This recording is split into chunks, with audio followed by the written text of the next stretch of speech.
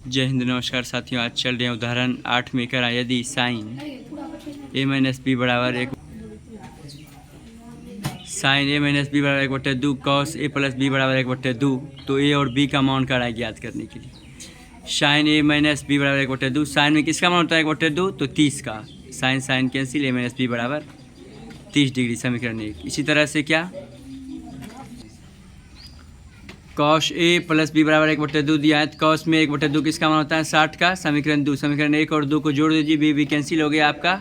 2a बराबर 90, ए बराबर कितना हो गया 45, 90 में 2 से भाग दे दिए 45। बी का मान रख दीजिए, किसी भी समीकरण में रखिएगा तो मान फेंक दे, यानी बी बराबर कितना निकल गया 15 डिग्री। अतः ए बराबर 45 डिग्री और बी बराबर 15 डिग्री निकल गया। कौन ए और कौन बी ज्ञात हो गया। इसी प्रकार का सवाल उदाहरण 3 भी है, चलते हैं उसको।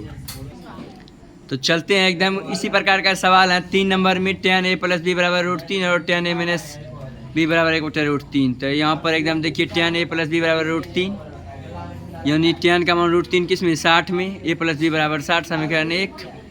तथा क्या tan a माइनस बी बराबर 1/√3 30 में होता है इसका मान। tan कैंसिल हो गया, समीकरण 1 और 2 को जोड़ दीजिए तो है ना, बी कैंसिल, 2a बराबर 90, a बराबर 45 डिग्री, a का मान समीकरण 1 में रख दीजिए।